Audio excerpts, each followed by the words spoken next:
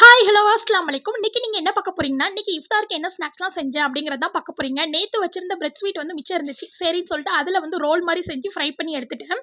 எனக்கு வந்து ரவா லட்டுலாம் ரொம்ப பிடிக்கும். பட் ஆனால் இன்றைக்கி நான் வந்து ரவா லட்டு செய்யலை. ரவையை வச்சு ஒரு ஸ்வீட் தான் செஞ்சிருந்தேன். ரவை, அரிசி மாவு, அப்புறம் துருவன தேங்காய் இது எல்லாத்தையுமே கோகோனட் ஆயிலில் வறுத்துட்டு தேவையான அளவு சுகர் நம்ம ஆட் பண்ணி ஒரு 20 மினிட்ஸ் நல்லா வறுத்தோம்னா ஸ்வீட் வந்து ரெடி ஆயிரும். அதுக்கப்புறம் குடிக்கிறதுக்காக வந்து ஜில்லுன்னு வந்து மோர் வந்து ரெடி பண்ணியிருந்தேன். அதுக்கப்புறம் வந்து சப்பாத்தியில் வந்து எக்கை வந்து ஸ்டஃப் பண்ணி சாப்பிட்டா சூப்பராக இருக்கும். அதான் வந்து செஞ்சுட்டு இருந்தேன். இஃப்தாருக்கு வந்து இது வந்து ஃபுல் ஃபில்லிங்காக இருக்கும். வெங்காயம், தக்காளி, அப்புறம் எக் இதெல்லாமே போட்டு சப்பாத்தியில் வந்து ஸ்டஃப் பண்ணி சாப்பிட்டா செமையாக இருக்கும்.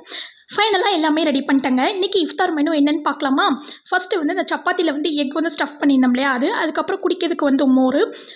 நான் பாதாம் ட்ரிங்க் வந்து செய்யலாம்னு நினச்சேன். பட் ஆனால் டைம் இல்லை. அதுக்கப்புறம் வந்து வீட்டில் இருந்த நட்ஸ், அப்புறம் இந்த ரவையில் வந்து ஓட்டு மாவு மாதிரி செஞ்சுருந்தோம் இல்லையா அது. அப்புறம் வீட்டில் இருந்த பிஸ்கெட்ஸ், ஃப்ரூட் வந்து என்னென்னா ஆப்பிள் மட்டும் தான் இருந்துச்சு. அதான் கட் பண்ணி வச்சுருக்கேன். அதுக்கப்புறம் இந்த பிரெட் ஸ்வீட்ஸ்.